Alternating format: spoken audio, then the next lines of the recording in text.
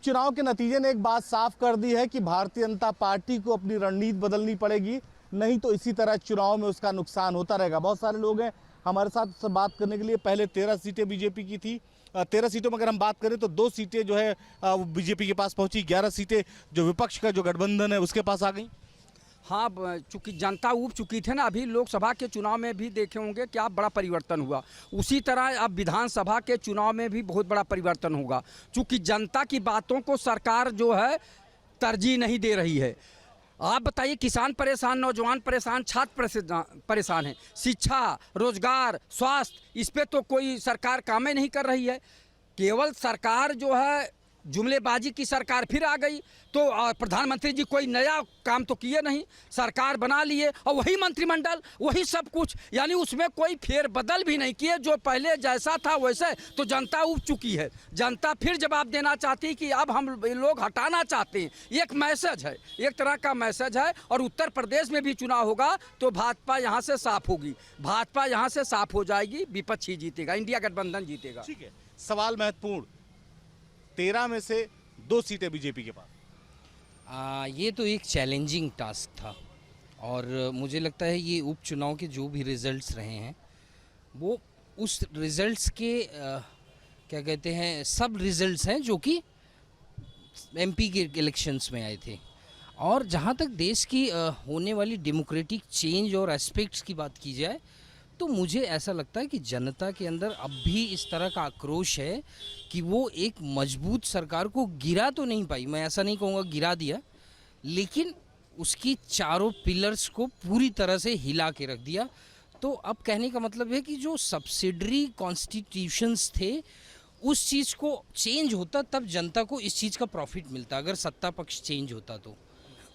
और नहीं हुआ तो कुछ न कुछ इम्प्रोवाइज एस्पेक्ट्स के साथ मोदी जी आएंगे मार्केट के अंदर, जो कि विपक्ष को भी उतनी ज़्यादा तूल देंगे और क्या कहते हैं वेटेज देंगे। ठीक है, जनता ने साफ कर दिया कि अब जो है ना बात मुद्दों पर करनी होगी। ऐसा है ना कि ये जो मोदी जी हैं, जो इन्होंने 10 साल, अभी आज इन्होंने कहा कि 25 जून को हम लोग संविधान को ध्वस्त करने का दिवस मनाएंगे, बोला ना, आज आया था अखबार में पढ़ा। इनसे कोई पूछने वाला नहीं है कि मोदी जी अपने 10 साल के उपलब्धि बताओ। आप बताओ, इनकी एक योजना है जल हर घर नल, और गांव की जो गलियां थीं जिसमें खड़ंजे थे, आरसीसी थी, सबको इन लोगों ने उखड़वा करके पाइपलाइन बिछवाने का काम किया। आज तो ये डिजिटल ये साइन कर रहे हैं भाई साहब, पहले इनको डीएम, आईएएस, पीसीएस उच्च अधिकारियों का डिजिटल साइन कराओ, क्योंकि गड़बड़ी यहाँ से है। इनके जाने का कारण अधिकारी हैं पूरे देश में। जहाँ की हमारे उत्तर प्रदेश का सवाल है जो आप बोल रहे हैं ना कि इनकी 2 सीट आई, उत्तर प्रदेश में 27 में 40 के नीचे आ जाएंगे, 40 के नीचे 41 सीट नहीं मिलेगी। आज इनका विधायक बोला जौनपुर का, बोला है ना, इनके मंत्री बोल रहे हैं कोई कैबिनेट मंत्री की हैसियत नहीं है कि अपने विभाग में कोई काम कर दे। अभी ब्रजेश पाठक उप मुख्यमंत्री हैं, इन्होंने तमाम ट्रांसफ़र किया था, बाबा ने सब रद्द कर दिया, तो मंत्री बनाने क्या औचित्य है। और न कार्यकर्ताओं को सुनी जा रही है इनके, खैर हम लोग तो विरोधी हैं इनके।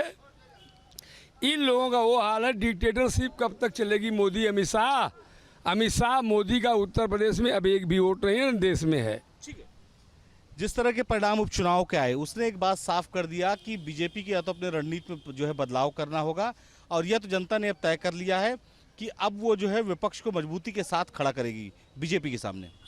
देखिए, बीजेपी अब कुछ भी कर ले, देश की आवाम और ख़ास करके उत्तर प्रदेश की आवाम पूरी तरीके से जाग चुकी है और जान चुकी है।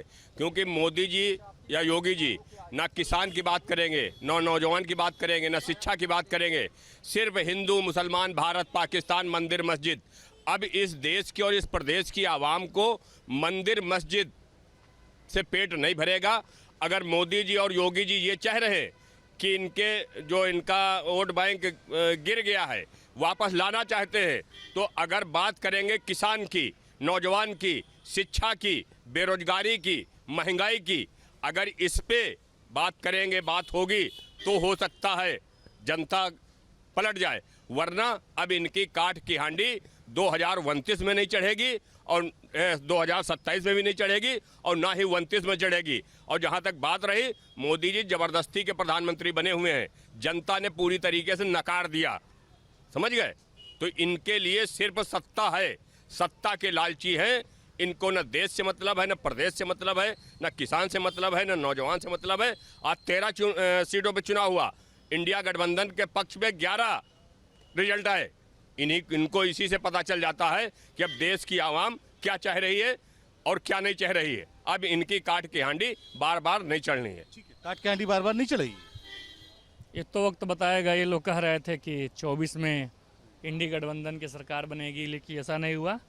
भारतीय जनता पार्टी को जो जनादेश मिला, भारतीय जनता पार्टी को जो जनादेश स्वीकार है हमारे आदरणीय प्रधानमंत्री नरेंद्र मोदी जी ने, और ये लोग बार बार कहते थे नीतीश अलग हो जाएंगे, नायडू अलग हो जाएंगे, तो फलाने अलग हो जाएंगे, लेकिन ऐसा कुछ हुआ नहीं।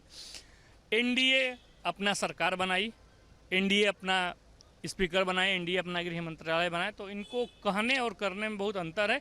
इन्होंने खुद अपने किरदार पे झांकना चाहिए। जी इन्होंने 99 सीट पे जनता ने इनको नकार दिया, कांग्रेस पार्टी को, तो कहीं ना कहीं जनता का प्रेम, विश्वास और जो मत दिया उसका हम निर्णय का स्वागत किए और एनडीए सरकार बनाई। और आगे आने वाला जो निर्णय लिया जाएगा प्रधानमंत्री जी की तरफ से, भारतीय जनता पार्टी की तरफ से, वो स्वागत योग्य होगा। ठीक है, उपचुनाव में 13 में से 11 सीटें विपक्ष के खाते में, खाली 2 सीटें, कई ऐसी सीटें जो बीजेपी की सिटिंग सीट थी वो भी चली गई। अब देखिए, टिकट बंटवारे या फिर अपने कार्यकर्ताओं को न सम्मान देना या फिर कुछ जो त्रुटियां हुई होंगी, जहां जहां उपचुनाव हुए वहां हार का जिम्मेदार या तो प्रत्याशी होगा या तो वहां के जो टिकट वितरण में इफेक्ट हुआ होगा, उसके दोषी हम मानते हैं। इस पर विचार होने चाहिए कि टिकट उसी को दिया जाए जो जीत हासिल कर सके। ऐसे दूसरे दलों से आए हुए लोगों को टिकट बिल्कुल ना दें। ऐसे देते रहेंगे तो अभी तो और हार का सामना करना पड़ेगा। भारतीय जनता पार्टी इस पर सोचे, विचार करे, विचार विमर्श करे। ठीक है, सवाल एक महत्वपूर्ण ये है कि जो आकलन लगातार बीजेपी की तरफ से किया जा रहा था, पिछले लोकसभा चुनाव की अगर हम बात कर लें, तब से लगातार ये दूसरा समझ चुनाव हो गया, हर बार बीजेपी का आकलन फेल रहा। नहीं, बीजेपी का आकलन नहीं फेल हो रहा। देश के प्रधानमंत्री जी का अहंकार टूट रहा है।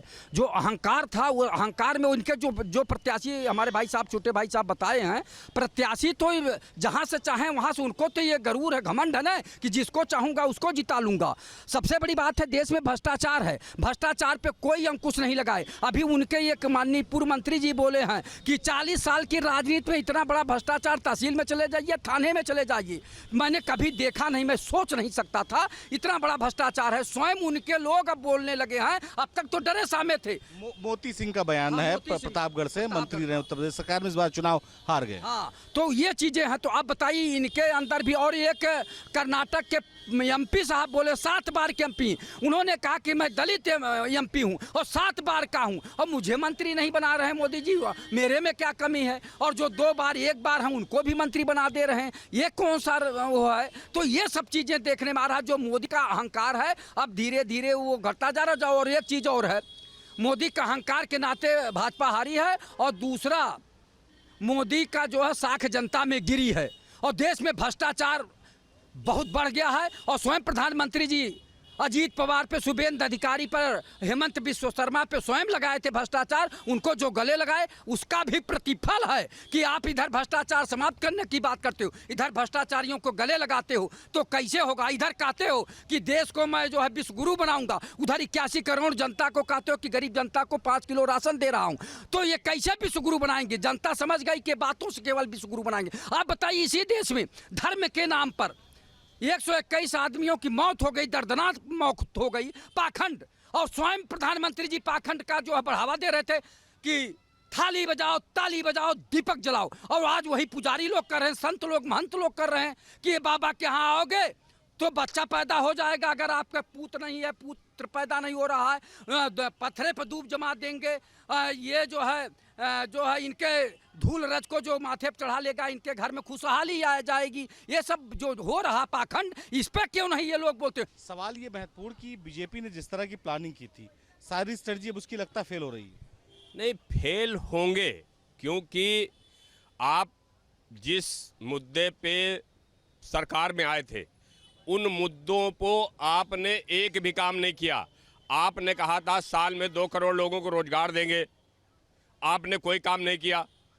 आप शिक्षा की नहीं बात करते हैं। तो जब आपकी करनी और कथनी में जमीन आसमान का फर्क है तो सिर्फ आप सत्ता लोभी हैं। देश की और प्रदेश की आवाम समझ चुकी है पूरी तरीके से। भारतीय जनता पार्टी से झूठी कोई दूसरी पार्टी अब तक अपने यहाँ हिंदुस्तान के अंदर नहीं हुई। इनकी करनी और कथनी में उतना फर्क है जितना जमीन और आसमान में है। तो जनता ने कम से कम एक तस्वीर तो दिखाई है भारतीय जनता पार्टी को, और शायद यही वजह है कि अब लगता है कि बीजेपी को विचार करना चाहिए कि उसने जो स्ट्रेटजी अपनाई थी इस पूरे लोकसभा चुनाव और उसके बाद होने वाले उपचुनाव में, वो स्ट्रेटजी शायद कामयाब नहीं रही। जनता को समझा नहीं पाई कि आखिर उसके मुद्दे क्या हैं। अभी फिर उपचुनाव होने हैं कई सीटों पे, जो विधानसभा की जो सीटें लोकसभा में खाली हुई हैं। ऐसे में अब बीजेपी की अगली रणनीति क्या होगी, ये देखना अहम होगा। लखनऊ से उड़न सफल हसन के साथ निखिल शर्मा, न्यूज स्टेट उत्तर प्रदेश।